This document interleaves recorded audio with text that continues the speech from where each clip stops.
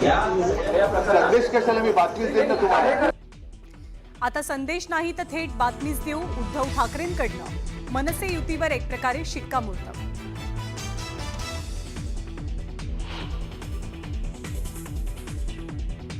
महाराष्ट्राच्या जनतेच्या मनात काय आहे हे महत्त्वाचं नाही, तर उद्धव ठाकरेंच्या मनात काय आहे ते महत्त्वाचं. ठाकरेंच्या बातमीची वाट पाहू, संदीप देशपांडेंचं वक्तव्य.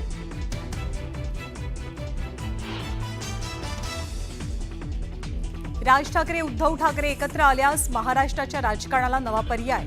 चंद्रकांत खैरेंचं न्यूज 18 लोकमतच्या मुलाखतीत वक्तव्य.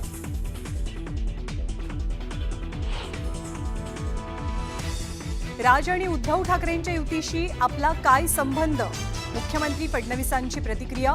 तर एकनाथ शिंदेंनी मात्र युतीबद्दल बोलणं टाळलं.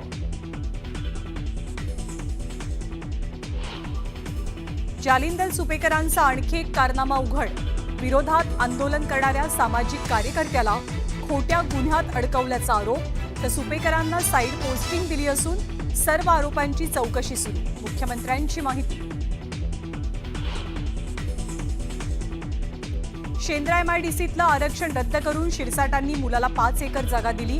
दोघांचं उत्पन्न पाहता ते 26 कोटी रुपये कुठून देणार होते? माजी खासदार इम्तियाज जलील यांचा सवाल.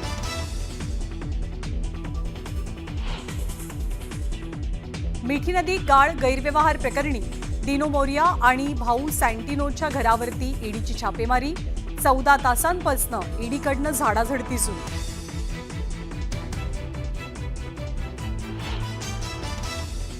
गडचिरोलीमध्ये कोट्यवधींचं बक्षीस असलेल्या 12 माओवाद्यांचं मुख्यमंत्र्यांसमोर आत्मसमर्पण. तर आत्मसमर्पण केलेल्या माओवाद्यांच्या लग्न सोहळ्यालाही मुख्यमंत्र्यांची हजेरी. पोलिसांचाही केला गौरव.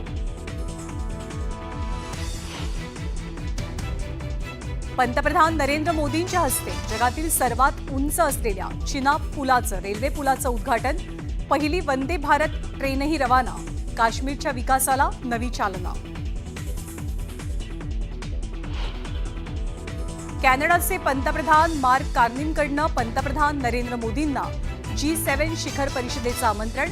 15 ते 17 जून दरम्यान मोदी राहणार उपस्थित.